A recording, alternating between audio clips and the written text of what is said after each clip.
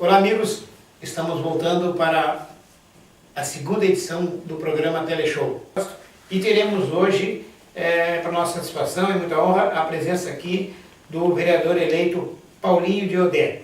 Então, a religião afro-umbandista elegeu o primeiro vereador do município de Canoas. É nosso convidado, está no Teleshow. Eu quero saudá-lo e saudar a TV Canoas aqui por nos convidar. É uma alegria estar aqui e estar à disposição para poder esclarecer, para poder divulgar a nossa história, o nosso trabalho e as nossas propostas.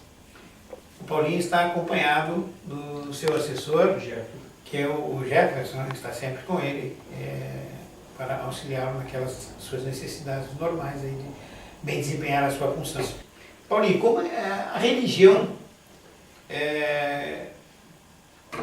ela tem alguns preconceitos, o que você pode me dizer a respeito disso? Bem, a nossa luta é uma luta muito importante, porque a nossa religião, assim como todas as religiões, elas pregam o bem, a evolução do ser humano, o culto à natureza, o culto às entidades evoluídas de luz, e todas comandadas por um Deus maior, que é o Deus da criação, o Deus do bem, o Deus da bondade. E o preconceito se dá porque tem às vezes, algumas pessoas, alguns irmãos que se dizem da nossa religião e que praticam alguns atos por falta de conhecimento, ou por falta de preparação, ou até às vezes, em alguns casos específicos, por má índole, fazem algumas ações indevidas, né? Fugindo daquilo que é da realidade que fundamentalmente é a doutrina, é o fundamento e é o exercício do culto da religião afro-umbandista. Então, por isso, o preconceito é muito grande. Um outro motivo do preconceito está exatamente na história de discriminação e exclusão que viveu. Por ser uma religião de matriz africana, todo mundo sabe do processo que houve de invasão, né, de depredação e de genocídio que houve com o povo africano. Então o povo africano trouxe uma riqueza muito grande para o Brasil, tanto é que o Brasil é o segundo maior país em população negra no mundo, só perde para a Nigéria. Então o Brasil é um país de todas as raças, mas a maior população é a população negra, é um país de miscigenação. E a maior riqueza, entre tantas riquezas, que o povo africano trouxe para o nosso país foi a religiosidade. Eu diria que todas as religiões, de certo modo, são iguais, levam ao mesmo ponto. Eu entendo assim. Então, nomes diferentes, mas... Tu fizeste uma indagação muito importante, porque nós somos norteados por alguns líderes que fizeram história na evolução do ser humano. Entre eles, Nelson Mandela, Mahatma Gandhi. E tu agora chamaste a reflexão uma fala de Mahatma Gandhi. Mahatma Gandhi, quando esteve no Brasil, que ele foi um grande líder da paz, perguntaram a ele qual era a melhor religião de todas. E ele respondeu exatamente o que tu falaste agora. Não sei se tu te remeteu a essa reflexão. Não. Veio naturalmente. Não, nem tinha conhecimento. Então, Mahatma Gandhi diz o seguinte, que religiões são vários caminhos que levam ao mesmo ponto. Várias raízes e vários galhos que levam para o mesmo lugar. Então, a religião, essencialmente, seja ela qual for, a palavra religião vem do latim, que é religare, que significa religar. Então, quando nós somos concebidos da nossa mãe, nós desligamos do mundo espiritual, de Deus, do nosso anjo de guarda, e a religião serve para resgatar, para religar, né? A fazer a religação espiritual. Então, está respondido que sim, todas as religiões são boas. Entra aonde na religião afro-umbandista? Foi sacerdote aos 21 anos de idade, muito cedo, a partir de uma intolerância de impedirem do Paulinho de Odé, né, Babalorixá, poder fazer seus rituais. O Paulinho de Odé milita no PT, no Partido dos Trabalhadores, desde 1988. O Paulinho de Odé ocupou uma área onde mora até hoje, na Vila João de Barro, junto com então o vereador Jair Jorge, né, que hoje é nosso prefeito. O Paulinho de Odé, então, através desse impedimento de fazer seus rituais, ele entendeu que ele deveria, além de ser um militante, também buscar a organização, e dessa organização buscar um dia uma representatividade, não que defendesse somente a nossa religião, mas que defendesse a livre expressão religiosa, porque isso está na Carta Magna da Constituição Federal. Mas uma coisa é estar na Carta Magna, outra coisa é implementar. E praticar. E não adianta dizer que não existe racismo, que não existe intolerância, que não existe desigualdade, que não existe xenofobia ou homofobia. Isso tudo existe, está latente, e a gente tem que lutar, se organizar e buscar nossas representações para que diminua esses tipos de violência. Qual é a tua meta, a tua arrancada final? O que você pretende de início? Bem, tanto em função da religião como em função da comunidade como um todo. Além de ser religiosos, nós somos cidadãos que temos que ter acesso à educação, saúde, cultura, segurança, infraestrutura, né? Então essas são as necessidades básicas. Assim como a minha história foi na luta pela moradia, assim que eu participei de todo o processo de regulação fundiária aqui na cidade, eu estive desde o começo na construção da doação de terras do Estado para o município e do município para os moradores, assim foi a área da João de Barro e a área do 7 de outubro.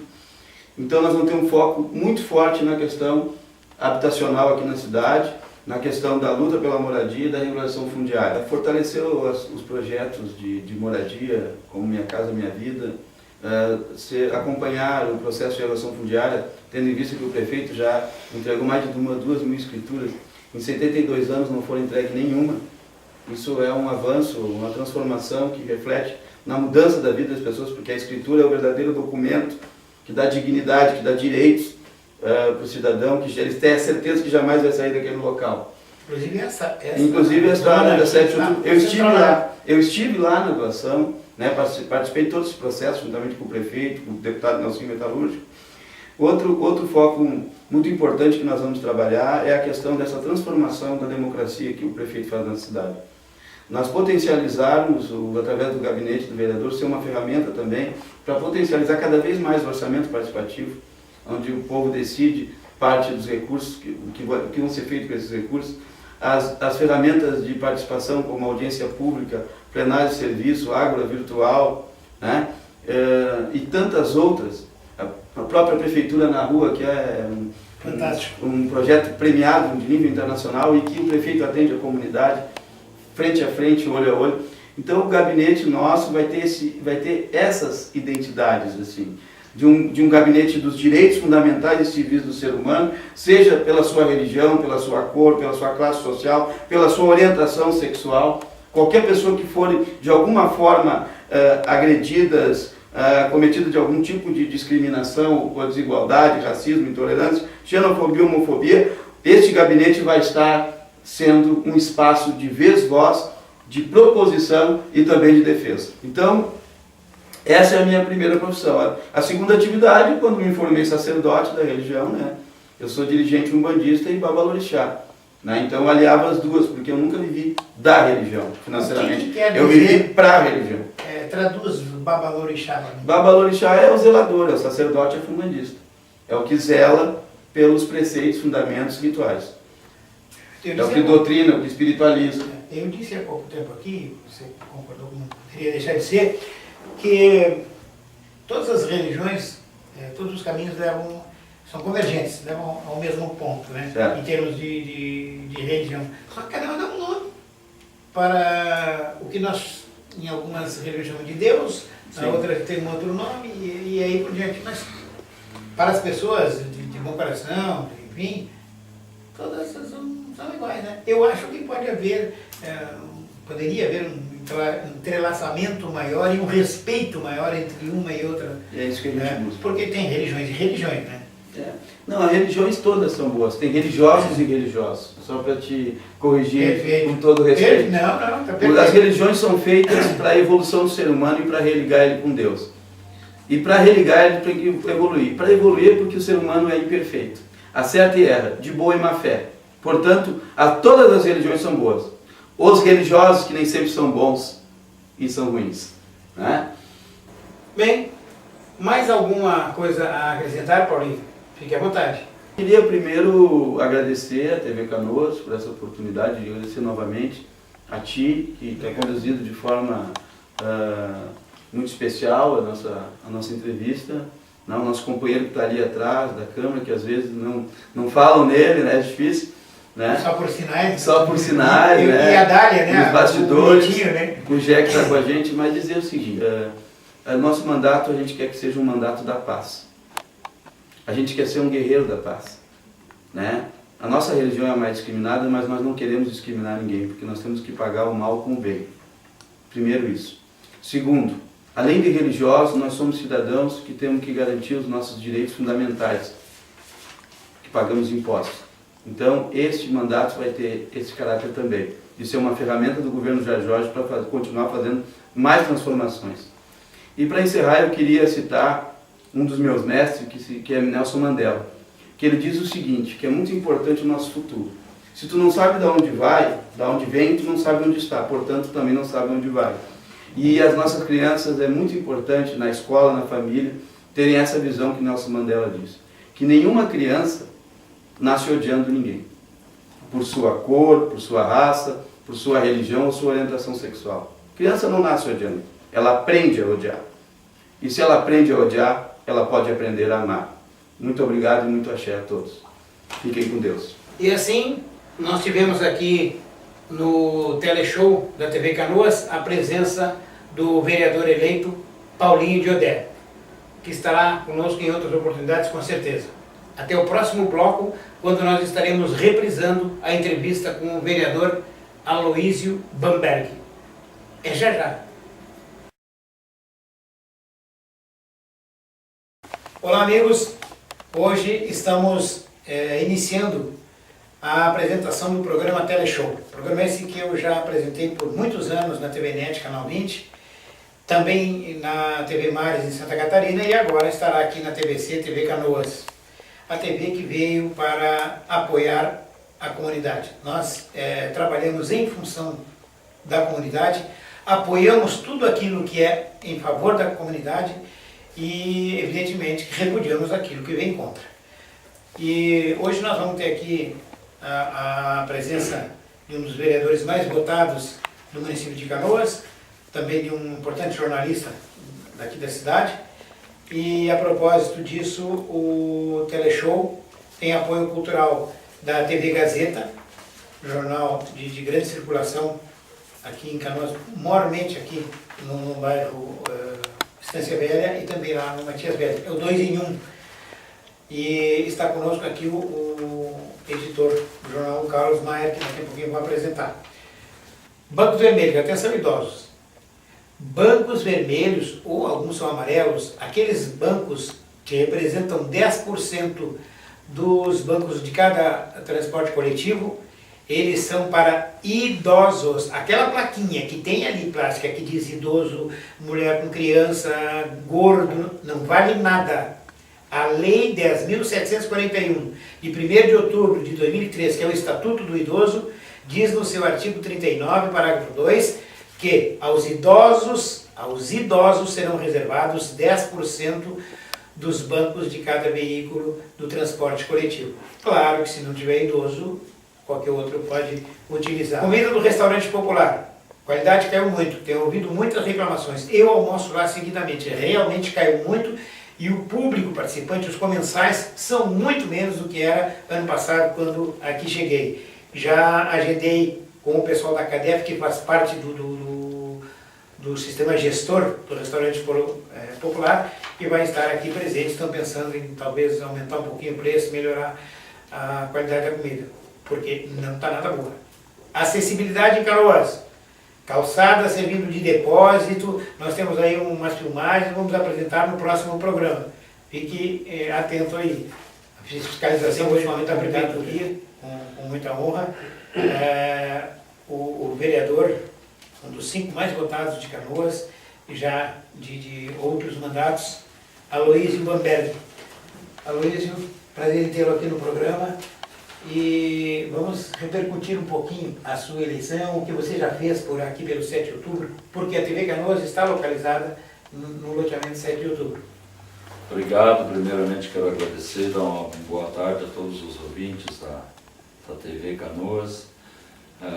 É uma satisfação imensa estar aqui no seu programa e poder participar desse bate-papo frente a frente, discutindo com a sociedade canoense dentro do trabalho que a gente desenvolveu ao longo dos 5 mandatos e fomos reeleitos para o 6º mandato, com inclusive um aumento de 7% na votação, que para mim isso é uma satisfação imensa em poder falar sobre isso. A presença do jornalista, editor da Gazeta de Canoas, jornal, como disse, de grande circulação, que apoia esse programa, é um dos nossos apoiadores, Carlos Maier. A princípio, uma boa tarde a todos. E quanto à questão dessas eleições aqui em Canoas, tá, realmente nós tínhamos uma expectativa de que fosse para um segundo turno aqui, onde a democracia, tá, seria mais evidente. Mas também tem aquela questão, um bloco com 17 partidos contra 3, tá, sendo que um grande partido como é o PSDB, tá, e 2 partidos pequenos que não tinham muita representatividade aqui no nosso município. Então, teoricamente, não tinha como, tá, dar segundo turno, não tinha como, tá, não haver a reeleição do prefeito Jairo Jorge, tá, embora sendo questionado por muitos na sociedade, embora sendo questionado por muitos dentro do próprio município, tá, mas também nós temos que, como estamos numa democracia, tá, abrir mão e foi o que a comunidade quis. A comunidade achou que estava tudo bem, a comunidade achou que estava tudo ok, tá, que tinha que dar sequência ao trabalho do prefeito Jairo Jorge, que continue então. Tá. E quanto ao vereador Aloysio Bamberg, tá, meus parabéns a ele, foi o 5º vereador mais votado do município. Meus parabéns ao vereador Bamberg, meus parabéns ao prefeito Jairo Jorge. Tudo que nós desejamos como canoense é que ele faça um bom governo. Essa votação, entre os 5 melhores, 3.577 votos, um coeficiente apertado até, conseguiu uma boa votação. Eu pergunto ao Bamberg o seguinte, qual é a pauta para daqui para frente? A pauta para daqui para frente, a gente já vem trabalhando há que nós sejamos mais sucintos, porque o tempo é pequeno. Alguns anos que eu tenho um trabalho muito forte além da saúde, e eu trabalho muito forte na questão do meio ambiente. O meio ambiente é um trabalho que a gente vem desenvolvendo, faz parte do Comitê Gravataí, onde nós conseguimos desenvolver uma atividade muito forte, onde conseguimos mudar paradigmas junto com os empresários, plantadores de arroz, que nós hoje conseguimos convencê-los a serem colaboradores no sistema do meio ambiente no que diz respeito à bacia do Rio Gravataí. Porque nós fizemos um trabalho muito forte entre os 9 municípios que fazem parte da bacia, e aonde a gente conseguiu construir, através do Comitê Gravataí, a outorga do direito do uso da água. Há um processo, está em andamento a regularização fundiária do loteamento 7 de outubro. Pois bem, está acontecendo até o dia 20, se não me engano, um cadastramento das pessoas que são ocupantes ali. Uhum. Esse cadastramento já qualifica o pessoal? Ele já impede que quem faça o cadastramento venda o seu imóvel? Como é que é a situação de 10 anos não pode? A partir do momento, nós iniciamos esse processo da regularização há alguns anos atrás, onde nós se envolvemos na questão, porque nós iniciamos a construção desse loteamento desde 93. De 93 até hoje, tudo que aconteceu dentro do loteamento 7 de outubro teve a participação nossa, sempre envolvendo a comunidade da 7 de outubro, envolvendo a associação, e onde a gente conseguiu fazer um trabalho muito forte em defesa do loteamento. E nós conseguimos buscar junto a isso, aonde houve no passado uma denúncia para o Ministério Público que a Coab estava fazendo um loteamento irregular. E esse processo resultou no completo e efetivo desmembramento de toda a área, e foi desmembrado todo o loteamento, é registrado, oficialmente está cadastrado e registrado no registro de imóveis. Então o loteamento hoje em 100% existe e está regularizado. Qual é a pendência que tem? Como os proprietários existem de fato, mas eles não existem ainda de direito. O que aconteceu? Dentro desse processo houve o caminho da regularização e da negociação. Houveram 2 fases de negociação com a Coab. O loteamento 7 de outubro e o loteamento João de Barro entraram num processo aonde a Coab foi extinta pela então governadora do estado do Rio Grande do Sul, a Ieda Cruzes. Extinguiram a Coab.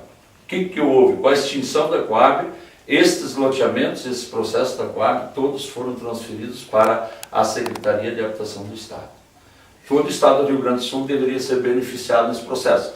Mas como a lei de responsabilidade fiscal não permite a doação em 100% de qualquer propriedade que é do Estado, ela não pode ser doada em 100%. Então houve... O próprio municipal não pode ser doado. Nem o próprio municipal hoje não pode ser doado. Então o que aconteceu nesse processo todo? Aconteceu uma nova negociação. O projeto foi enviado para a Assembleia Legislativa e aprovaram em 100% do projeto que as pessoas que tiveram contratos assinados e mesmo não pago, sim devendo para a Coab e também subsequentemente por coativo, o ativo e o passivo foi repassado para a Secretaria de Habitação do Estado, o Estado abriu uma nova negociação.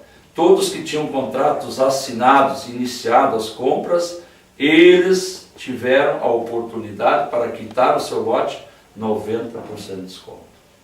E muitos fizeram a quitação naquela época.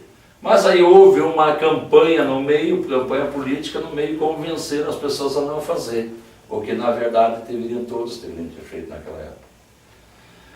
E aí o que aconteceu? Entrou as campanhas políticas nesse meio e foram fazendo a campanha que os lotes iriam ser 100% de graça, ninguém ia pagar nada. Mas esses 10%, É o que corre. mas esses 10% que teriam que pagar seriam financiados? Não, teriam, por exemplo, tem lotes que pagavam com R$100, R$270 quitou seu lote. Hoje está São Nicolau com 3 mil e ainda tiveram a oportunidade que as pessoas poderiam financiar mais de 30, 40, 60 vezes. Tudo isso. Aqueles que iriam financiar 90% à vista, desconto. 50% de quem iria, 70% daquele, por exemplo, que não tinha feito nenhum cadastro até então, se fosse fazer o cadastro ia negociar junto à Secretaria de Habitação do Estado, iria negociar junto, eles tinham direito de um desconto de 75% no valor. Por exemplo, o valor do lote valia R$3 mil, atualizado aqueles valores daquela época. E hoje, qual é a situação Não, hoje eu quero chegar, né? Eu tenho para poder chegar na situação de hoje, eu tenho que repassar o problema que ocorreu lá atrás. Né? Então o que aconteceu? Nesse processo, as pessoas que não tinham contrato feito, fizeram contratos com 75% de desconto, também quitaram o seu lote. Outros que não tinham condições e queriam quitar, mas não tinham condições, não tinham contrato nenhum, e também queriam financiar, tinham um desconto de 50%. E o resto financiado em até 60 vezes. Aí uma questão que eu pergunto, tá? Essa questão aí do financiamento, tudo bem, até a gente entende. Mas as pessoas que estão com problemas cadastrais, tá? Como é que fariam? Elas continuariam? Não. Elas fariam o contrato igual? Não, dentro do processo da época da Coab não tinha problema. O que garantia a eles a permanência em São Lote, que dava garantia para eles. Quem está é dono. Quem estava em cima era dono. Quem estava em cima fazia o contrato. Não, o que eu pergunto é o seguinte, é a questão cadastral de SPC, Serasa, essa questão... O que garantia para a Secretaria de Habitação do Estado e a Coab, na época, era o próprio lote que estava garantido. Então não tem reserva de domínio. Porque ficou a reserva de domínio. Enquanto não estava pago, eu permanecia na reserva de domínio da Coab e da Secretaria da... Quem for ali e fizer o cadastro, ele já está comprometido a não vender, fazendo o cadastro ele já fica comprometido a não vender. Mas é óbvio que sim. Aí, só em cadastrar. Cadastrou, o lote já está cadastrado. Então, e quem está com vontade de vender,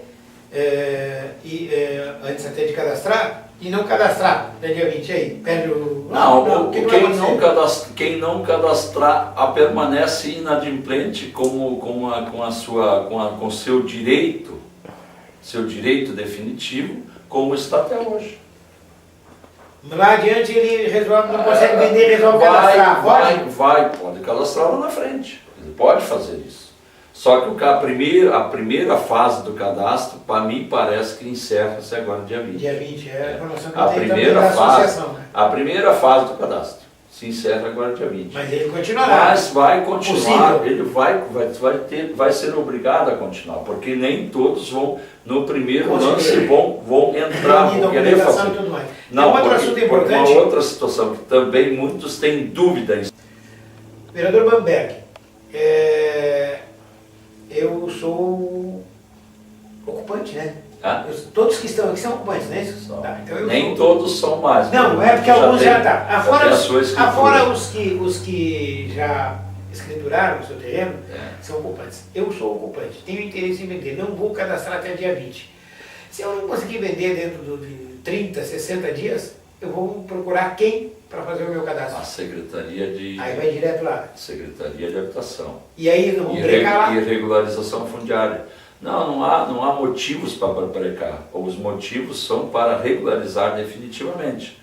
Definitivamente para que o cidadão seja integrado realmente com todos os seus direitos. Porque a escritura lhe dá todos os Com direitos certeza. como proprietário. Só que tem estas cláusulas que têm que serem cumpridas dentro do prazo de 10 Porque anos. está sendo ágil. São prazos, são cláusulas que permitem, porque não pode ser doado o lote, então as Legalmente cláusulas implantadas no projeto, as cláusulas restritivas, dão a condição plena que dentro desses 10 anos vão lhe dar o direito de receber o lote gratuitamente. Mas tem esse prazo de 10 anos. Então as cláusulas se sobrepõem ao custo do lote. Como o município não pode fazer a doação imediata e integral, tem que existir uma cláusula que vai garantir a permanência do cidadão sobre o lote durante 10 anos. Então esses 10 anos lhe garante que ele vai assumir um compromisso para, como o município, efetivamente durante os 10 anos vai cumprir rigorosamente o que ele assumiu e assinou no contrato. Após 10 anos, ele cumpriu com tudo isso, ele terá o direito à escritura definitiva, como ela na verdade é. Só que perante essas barreiras acabarão são desnecessárias. A partir dali, ele pode fazer com o seu lote o que ele bem entender, o que ele bem quiser. Aí uma pergunta aqui, vereador. No caso de acontecer um falecimento, o titular faleceu, como é que fica a situação? Permanecerá com a família existente que ocupa o lote. Herdeiros legais. Os herdeiros legais, que Perfeito. morem sobre o lote. E continuam os mesmos prazos, continua tudo os igual? mesmos prazos, tudo, porque o que rege é o contrato.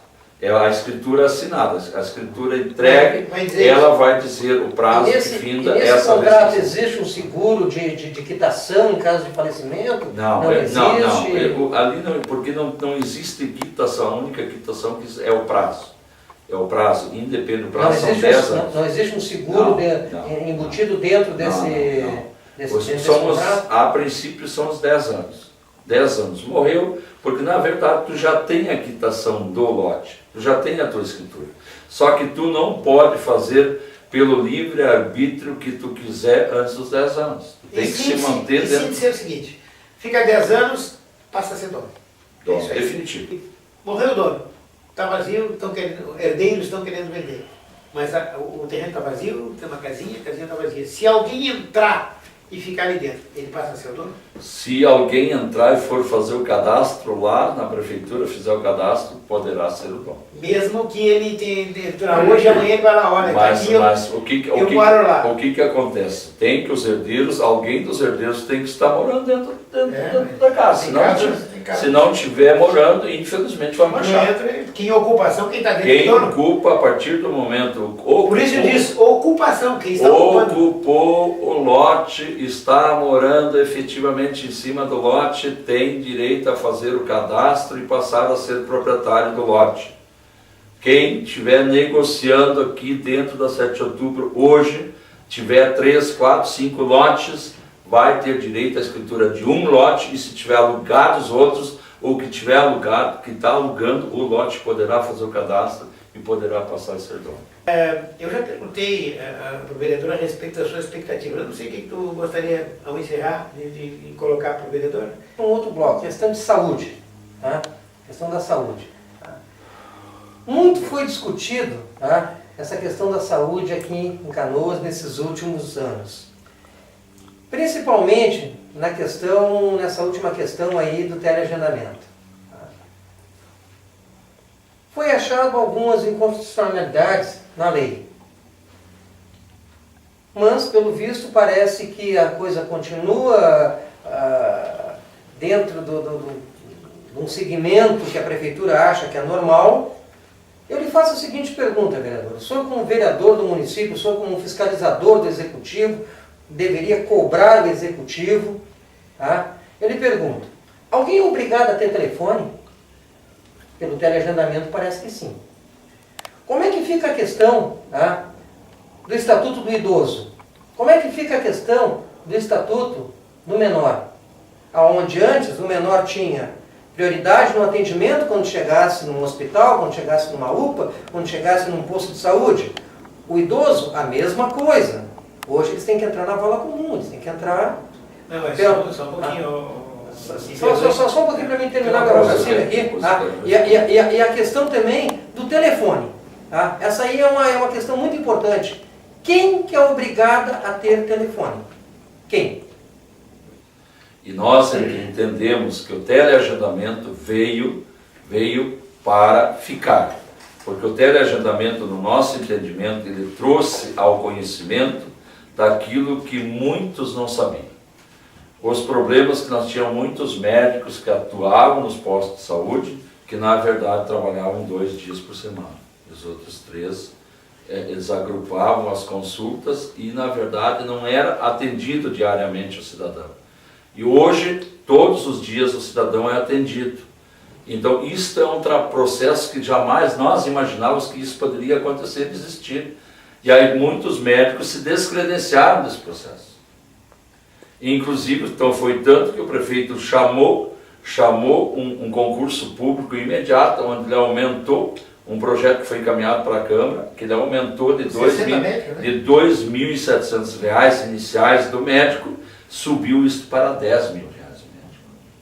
R$ 10.000 hoje ganha o médico que entra na rede. Aprovado 60 ou 30 ou 60? Foram 74 médicos. 74 médicos. Se não me falha a memória. Então, entre médicos e enfermeiros, dentistas. Permitindo uma parte. Então, dentro desse processo todo, o que acontece? Toda alteração, todo o sistema novo que é implantado é quebrando paradigmas. E esse é o paradigma que está sendo quebrado.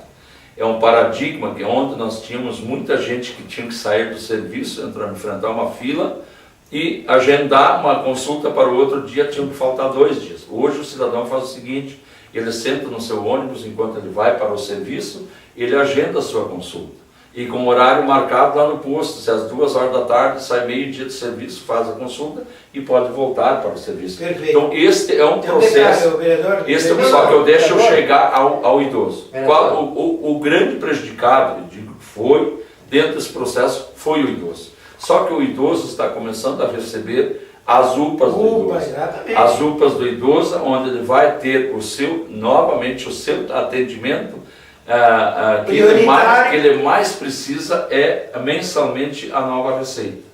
Porque a nova receita antes tinha que entrar no teleagendamento. E isso o prefeito inteligentemente está resolvendo o problema. E inclusive foi criada a primeira UPA nacional do idoso e vai ser no bairro Rio Branco e vai ser construído a segunda UPA do idoso, onde hoje está a UPA 16 horas. E como eu disse, questão de eleições, meus parabéns por estar entre os 5 melhores, por eu ir aumentar a cada ano o número de votos, isso quer dizer que o trabalho é bom e é reconhecido. O mesmo para o prefeito que se reelegeu, e se reelegeu muito bem. De cada 10 eleitores, 7 e um pouquinho votaram naquele que é o prefeito, reelegendo. Isso quer dizer que estamos satisfeitos e que seu trabalho é bom. Espero que seja melhor ainda na segunda gestão e conte conosco. Ponto final do Teleshow.